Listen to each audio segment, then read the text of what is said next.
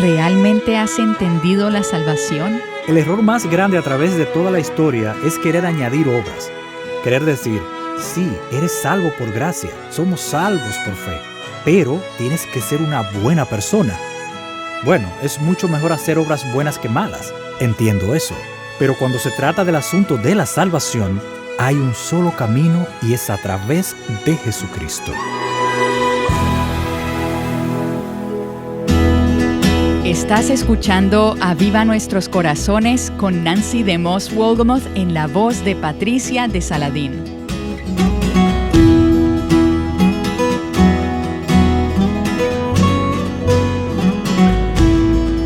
Hoy Nancy nos trae la conclusión de la conversación titulada De regreso al Evangelio.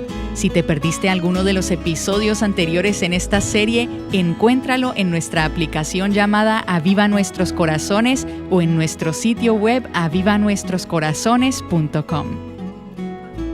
Bueno, estoy tan agradecida por la oportunidad de haber tenido estas conversaciones estos últimos días con el Dr. Erwin Lutzer.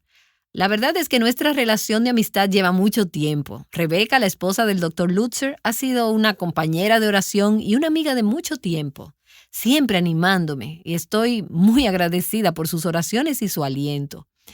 Y también por todo lo que hemos aprendido a través de los años, con los libros del Pastor Lutzer, su enseñanza, su ministerio y su corazón por el avivamiento. En realidad nos sentimos muy honrados de que se haya tomado el tiempo esta semana para venir y ayudarnos a entender mejor los asuntos alrededor de esta reforma. Hablamos un poco acerca de dos personajes importantes en todo esto de la reforma. Hablamos de Juan Calvino en Ginebra y de Zwinglio en Suiza. Y hablamos ya también de Martín Lutero, su rol en la reforma protestante y su matrimonio. Y tenemos a estos reformadores que aman las Escrituras, aman a Cristo y han recuperado el Evangelio. Dr. Lutzer, ¿podría darnos un resumen? ¿Por qué es importante todo esto 500 años después?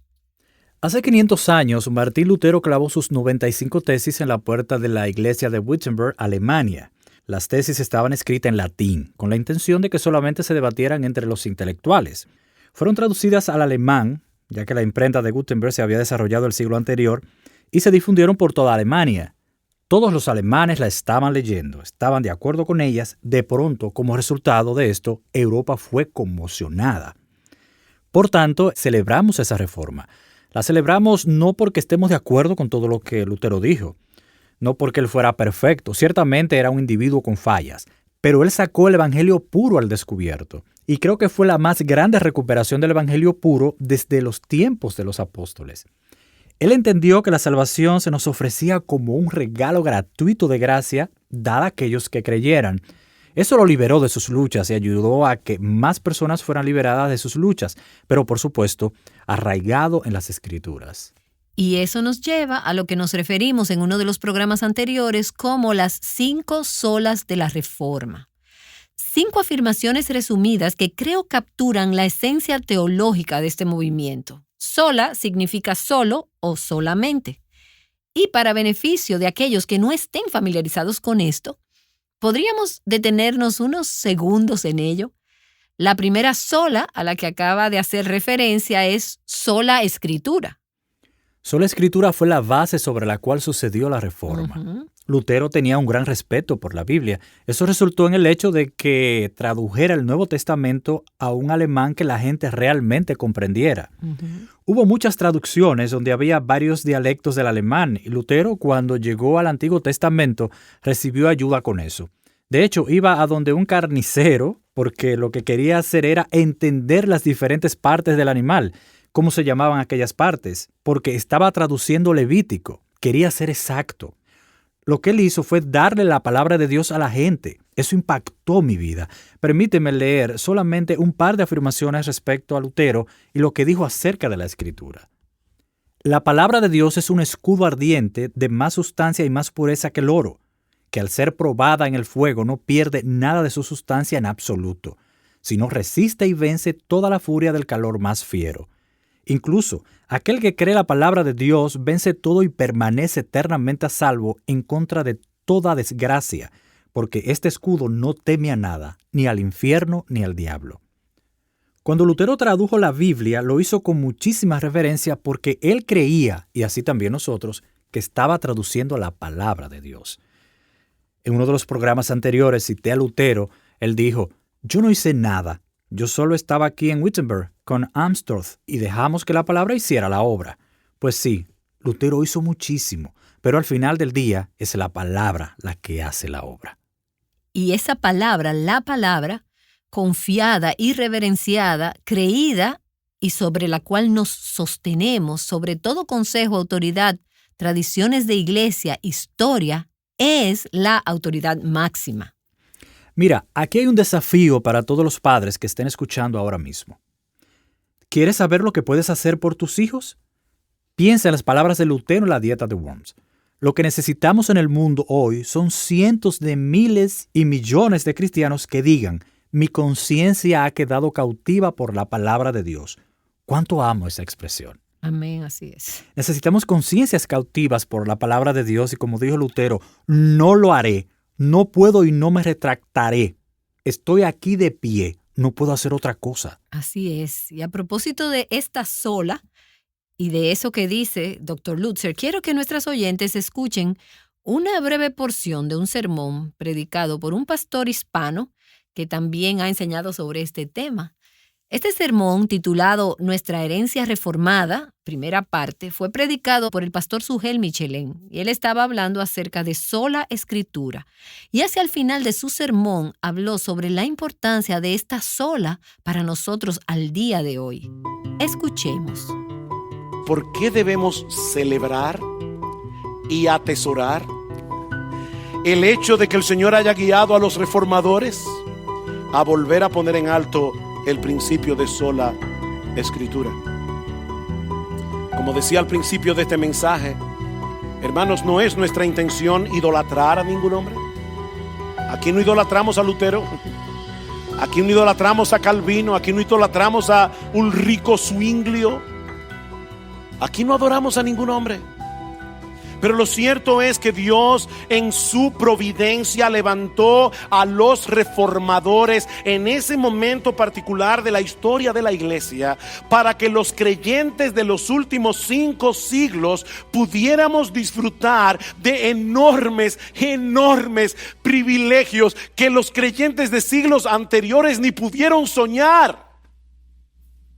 Por ejemplo, fue por la labor de los reformadores y por su plena confianza en el principio de sola escritura que hoy disfrutamos el privilegio de poder leer la Biblia en nuestro propio idioma, sin ser encarcelados, sin que nos lleven a la hoguera por eso.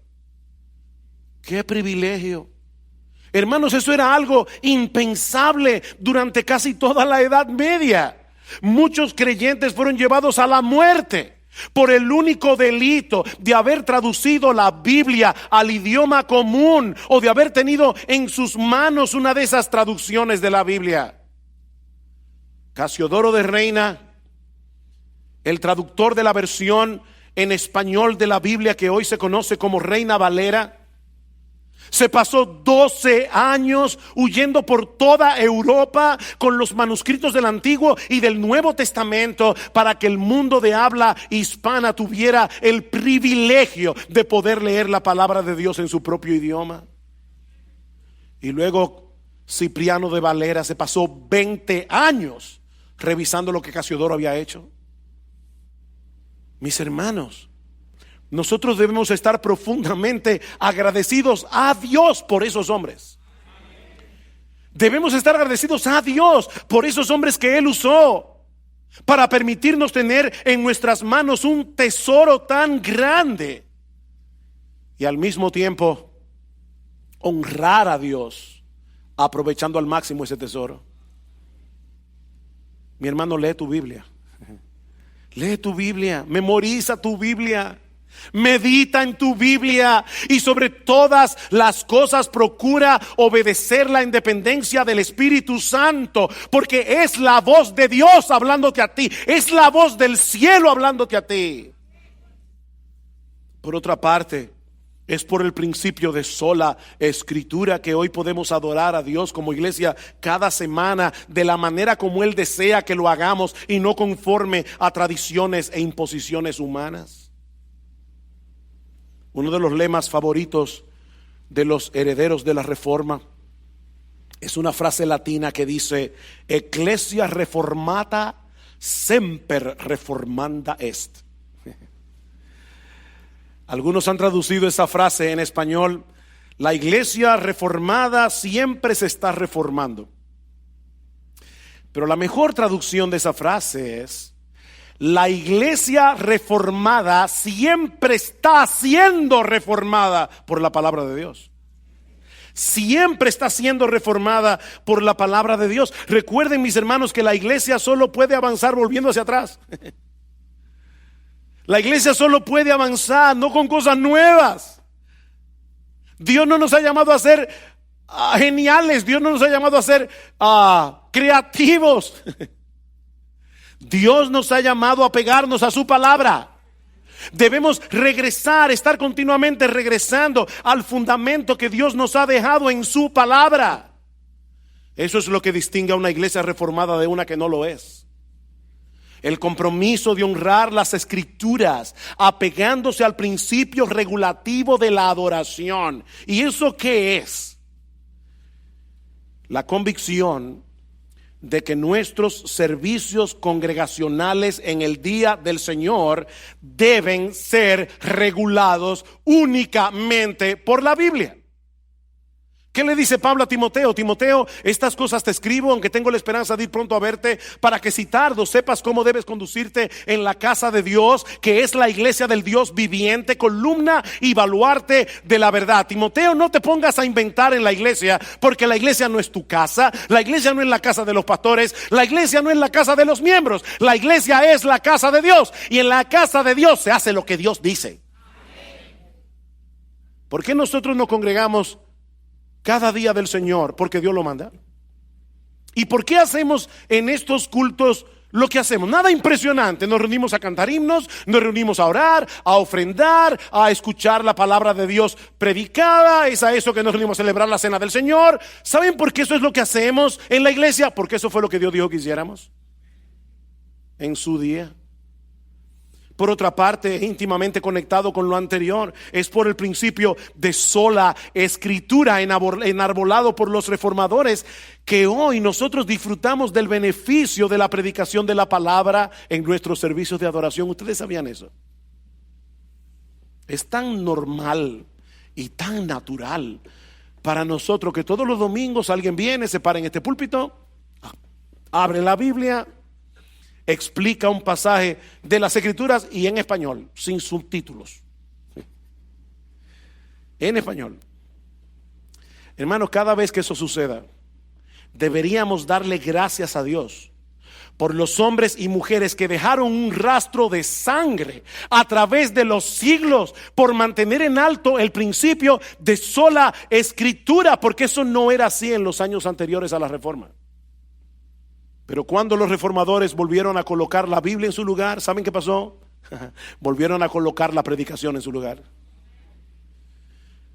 Alguien ha dicho que ese desplazamiento físico del altar de la misa para colocar el púlpito en su lugar representa gráficamente el movimiento teológico desde una adoración basada en los sacramentos a una adoración basada en la palabra.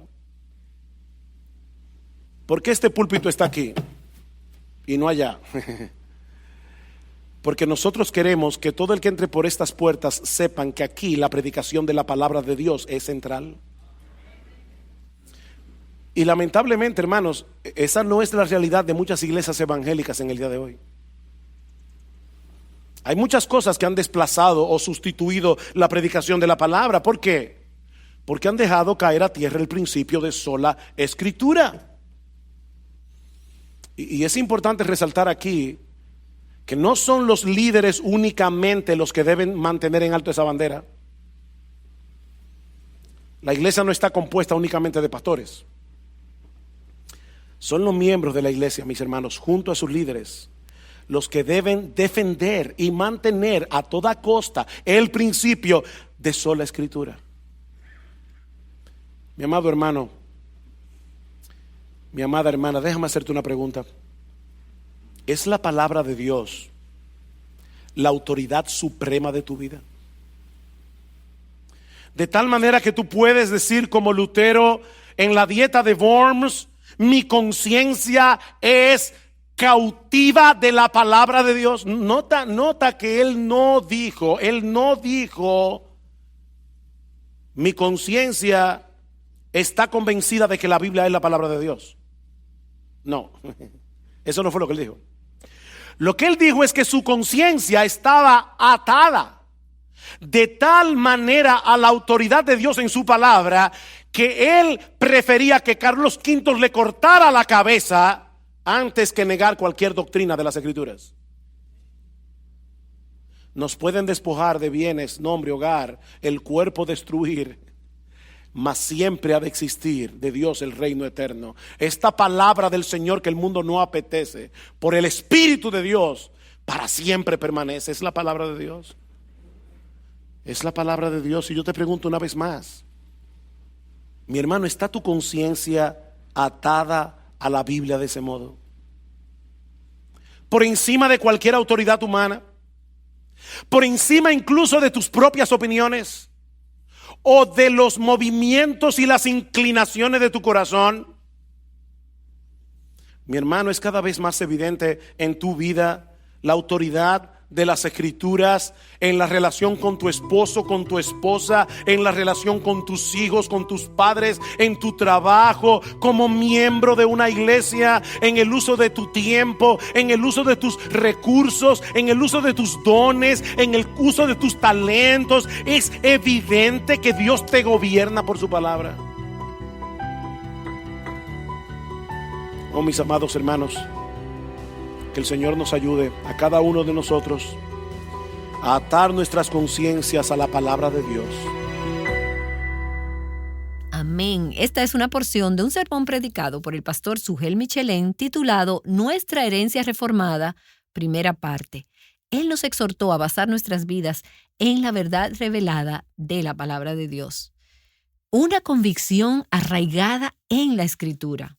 Y Dr. Lutzer, continuando con nuestra conversación, explíquenos, por favor, la segunda sola fide.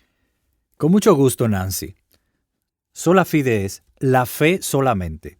La pregunta es, ¿hay algo que pueda añadirse a la fe? Y la respuesta es no.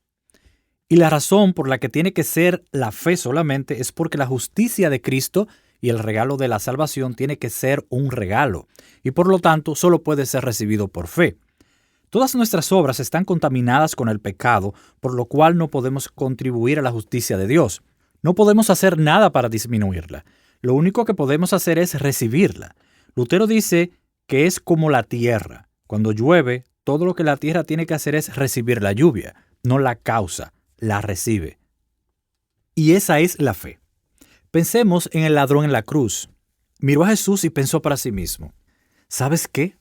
Si él es un rey, sí, ya sé que se están burlando de él, pero si él es un rey, debe tener un reino. Entonces le dijo a Jesús: acuérdate de mí cuando vengas en tu reino. Y Jesús, hablando con gran debilidad, pero con grande autoridad, dijo: en verdad te digo que hoy estarás conmigo en el paraíso. Fe solamente. Justificación solamente por fe en la justicia de Cristo. No en mi justicia propia, no en la justicia propia.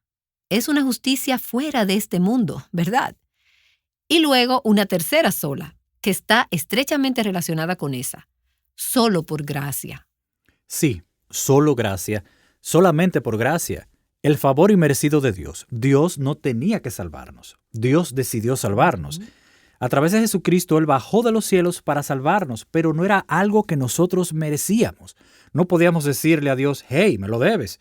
Gracia solamente. Significa que somos salvos por gracia solamente. En el tiempo de Lutero, la iglesia decía que éramos salvos por gracia solamente, pero que tenemos que hacernos dignos de recibir esa gracia. Y ese era el problema de Lutero. ¿Cómo puedes hacerte digno de recibirla? La fe solo decía: puedes venir y puedes ser muy indigno. En ocasiones cantamos el más vil de los pecadores y quizás, Nancy, alguien está escuchando y está pensando, si conocieras mi pecado, si supieras. Podrías estar hablando a criminales, a personas que han hecho cosas verdaderamente terribles. Quizá hayan violado a alguien, quizá hayan cometido asesinato. Bueno, las buenas noticias son que la salvación se nos ofrece a todos. Así es, sí, y eso es gracia solamente. No obra alguna que nosotros podamos hacer, ninguna cantidad de buenas obras sería suficiente. Así es. Entonces, la cuarta sola, solo Cristo. Así es, solo Cristo. Millones de personas estarán en la iglesia el próximo domingo y les dirán que Cristo es necesario para alcanzar la salvación. Pero lo que no les van a decir necesariamente es que Cristo es suficiente para alcanzar la salvación. Les dirán, Cristo es necesario, pero lo que tienes que hacer es añadir esto a lo que Jesús hizo. Pero si debes añadir a lo que Jesús hizo, lo que estás haciendo es, Cristo es necesario, pero no solamente Cristo. Lo que los reformadores dijeron fue, si es solamente por gracia y solamente por fe, tiene que ser solamente por Cristo. Porque hay un solo Dios y un solo mediador entre Dios y los hombres. Exactamente. Y luego la número 5, solo a Dios la gloria, soli Deo gloria. Así es. Todo tiene que ver con la gloria de Dios. Al final del día, nada importa excepto la gloria de Dios. Y eso es verdad en nuestra vida como individuos y en nuestra experiencia. Cuando me despierto por la mañana antes de salir de la cama, oro y digo, oh Dios, glorifícate en mi vida hoy a pesar de mí. En otras palabras, no te preocupes por mí en esto. Quiero que a través de mí tú seas glorificado. Porque al final del día, ¿te das cuenta de cómo eso simplifica tu vida? No importa si te dan esa promoción, aunque por supuesto que te sentirías desilusionado si no la obtienes, pero al final del día no importa. Lo que importa es que Dios se lleve la gloria. Amén. Todo el esquema de Juan Calvino, de quien hablamos ayer, su gran énfasis era, todo es para la gloria de Dios. La salvación y todo lo demás nos beneficia y no hay necesidad de decirlo, pero quien realmente es glorificado a través de nuestra salvación es Dios. Y estoy pensando en cuando estudiaba piano y tocaba algo de Juan Sebastián Bach. Al final de cada una de sus composiciones, él escribía SDG, Soli Deo Gloria. Solo a Dios la gloria. Cada obra que hacemos, sea espiritual o algo cotidiano, todo es para la gloria de Dios. Amén. Y eso realmente cambió toda la naturaleza de hacer obras y de las buenas obras, porque todo lo que hacemos para la gloria de Dios se convierte en un acto de adoración, seas un laico o un sacerdote. Realmente la Reforma acabó con todas esas distinciones artificiales entre el clérigo y los laicos al decir que todos somos sacerdotes para Dios a través de Jesucristo. Realmente fue revolucionario. Y realmente resulta tan alentador ver la obra de traducción de la Biblia llevándose a cabo en todo el mundo y ver su impacto aún en países donde tenemos fácil acceso a la Escritura, haciendo todo lo posible por lograr que la Biblia llegue a las manos y a los corazones del pueblo de Dios. Y eso es lo que tratamos de hacer a través de Aviva Nuestros Corazones. No buscar estrategias creativas para hacer algo nuevo, sino contar la antigua historia de Jesús y su amor para lograr que las mujeres vayan a la Escritura. En nuestros días, mucha gente, incluso gente sentada en nuestras iglesias, no entienden el Evangelio. Y es por eso que necesitamos llevarlos a la palabra y que la palabra esté en ellos. El poder de la palabra de Dios es tan poderosa. Ella libera, da vida, da luz. No hay palabras suficientes que podamos decir acerca de la importancia de la palabra de Dios. Y mucho de eso lo sacamos de la Reforma que nos lleva de regreso a la Escritura, a esa reverencia por la palabra de Dios. Y Pastor Lutzer, ¿nos podría explicar un poco más acerca de esto del sacerdocio del creyente? Claro, permíteme explicarte. Para nosotros, en nuestro contexto, damos por sentado que podemos orar cuando querramos y que tenemos la misma autoridad que los demás, porque somos creyentes. Pero imagínate a ti misma en tiempos medievales. Cuando ibas a la iglesia, la distancia física entre tú, donde estabas sentada, y el púlpito y la plataforma resaltaba el hecho de que es el sacerdote quien va a ir a Dios por ti. Él está transformando pan ordinario y vino ordinario en el cuerpo y la sangre de Cristo. Para ellos, algo literal. Se te permite adorar esos elementos porque son, entre comillas, Dios en Dios mismo. Ahora, de pronto, por primera vez, un día de Navidad de 1521, Karlstadt les da la copa a los laicos. Hasta ese momento no les había sido permitido porque podrían haber derramado la sangre de Cristo en el piso. Y lo que hizo fue dar la copa a cada uno y decir, recibes la copa y el pan porque ahora eres un sacerdote delante de Dios. Cambió por completo la mentalidad de la gente respecto a quienes eran. Eran valiosos para Dios, tal como eran. La accesibilidad a Dios, el significado de las obras, todo eso vino como resultado de la Reforma. Así es, todos podemos alabar a Dios y todos podemos venir a Dios a través de Jesucristo. Primera de Pedro dice, y viniendo a Él como una piedra viva, desechada por los hombres, pero escogida y preciosa delante de Dios, también vosotros como piedras vivas, sed edificados como casa espiritual para un sacerdocio santo, para ofrecer sacrificios espirituales aceptables a Dios por medio de Jesucristo. Pues esto se encuentra en la Escritura. He aquí pongo en Sión una piedra escogida, una piedra preciosa, angular, y el que crea en él no será avergonzado. Y esto era radical, y algo que no queremos dar por sentado. Mucho de ese entendimiento en nuestro mundo de hoy nació en la Reforma. También la Iglesia y el Estado todavía estaban muy ligados. Es muy confuso, pero sí, estaban muy unidos entre sí. Carlos V dijo, miren, vamos a hacer una nueva regla. Si eres católico, puedes adorar como un católico bajo un príncipe luterano. Pero si eres un luterano y estás bajo un católico y quieres adorar como luterano, tienes que ir a una tierra luterana. Los luteranos protestaron en la Dieta de Spira y dijeron, esto es injusto. Se le conoció por eso como los protestadores y por eso ahora tenemos los protestantes. El protestantismo fue una respuesta a un problema injusto de la libertad de religión bajo Carlos V. Después de eso, Carlos todavía quería acabar con ellos. Quiere vencer la fe luterana y utiliza la guerra para lograrlo, pero no lo logra. Con el tiempo, el luteranismo prevaleció. Pero no había libertad de religión para los católicos y para los anabautistas. Eso sucedió después. Luego tenemos 30 años de guerra, en su mayoría religiosa y política. Fue un tiempo horrible. Finalmente, la paz en Westfalia termina en 1648 y todo el mundo dijo, mira, hemos estado luchando por 30 años sin lograr nada. Finalicemos la guerra y digamos que puedes creer o no creer lo que quieras. Nunca des por sentada la libertad de religión. Es un privilegio por el que se luchó arduamente. Y las semillas de eso fueron plantadas en la Reforma. Absolutamente. Y aquí podemos ver clara otra lección que aprendemos de todo esto, y es la necesidad de valentía, de coraje. Podemos ver mucho de eso en la Reforma. Un cristiano en Medio Oriente, Nancy, dijo, aquí en el Medio Oriente no sabemos si vamos a estar vivos al día siguiente. Constantemente estamos sujetos a la posibilidad de ser martirizados. Muchos de nosotros podríamos preocuparnos porque podríamos ofender a nuestros vecinos por pertenecer a Jesús. Y es más fácil decirlo que hacerlo, pero necesitamos desesperadamente héroes de valor. Es una de las razones por las que tomamos todo este tiempo para hablar acerca de la Reforma. Necesitamos creyentes como Lutero y como Juan Hus. Algunos de ellos prepararon a sus estudiantes y a sus seguidores para la persecución y para el sufrimiento, y nosotros necesitamos hacer eso hoy. Absolutamente. Wycliffe tenía un curso completo sobre cómo morir por la fe. Cómo puedes mantener tu fe en medio de la persecución. Cientos de sus seguidores murieron bajo la persecución. Y luego también tenemos la necesidad de aclarar el Evangelio. Dr. Lutzer, me encanta cómo usted en su predicación, en sus enseñanzas y también en sus escritos regresemos al Evangelio. En esa época había mucha confusión, mucho error respecto a cómo una persona es justificada, cómo una persona es salva. Pero aún hoy en día hay mucha confusión respecto a esto.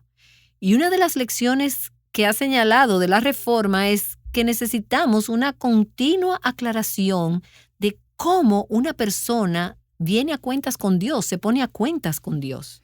Déjame decirte que el error más grande a través de toda la historia es querer añadir obras. Querer decir, sí, eres salvo por gracia, somos salvos por fe, pero tienes que ser una buena persona. Bueno, es mucho mejor hacer obras buenas que malas. Entiendo eso. Pero cuando se trata de asunto de la salvación, hay un solo camino y es a través de Jesucristo. Amén. La razón de por qué hay solamente un camino es porque Él es el único Salvador. Otras religiones tienen gurús y profetas, pero lo que no tienen es a alguien que esté realmente calificado para quitarte tu pecado. Es por eso que Él es el único camino al Padre. La única manera es que aceptes lo que Él ha hecho y lo recibas como tuyo por fe y vengas con tus dudas. ¿Sabes, Nancy? Uno de mis signos favoritos es tal como soy. Pienso, por ejemplo, en algunas personas que nos están escuchando hoy. Damos gracias a Dios por ellas. Me encanta esa estrofa que dice: tal como soy, con mi maldad, miseria, pena y ceguedad, pues hay remedio pleno en ti, Cordero de Dios, heme aquí. Y ahora mismo hay gente que puede creer en Jesús. Ven con tus dudas, ven con tus preguntas, ven con tu pecado, pero ven a alguien que tiene lo que necesitas para salvarte y librarte, y finalmente llevarte al cielo. Amén, amén y amén. Gracias, Pastor Lutzer. Esto ha sido muy enriquecedor y estamos muy agradecidos por la obra de Dios a lo largo de los años. En la Escritura, Dios repetidamente le dijo a su pueblo: no olviden su historia, no olviden lo que he hecho para redimirlos.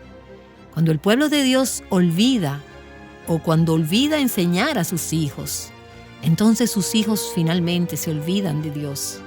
Por tanto, no solamente estamos mirando hacia eventos y acontecimientos de hace 500 años, sino que también estamos diciendo: oh Dios, ayúdanos a pasar a la siguiente generación las maravillas de tus obras, de tu amor redentor, de tus hechos redentores. Que esta generación pueda saber y poner su confianza en el Señor y transmitirla a sus hijos.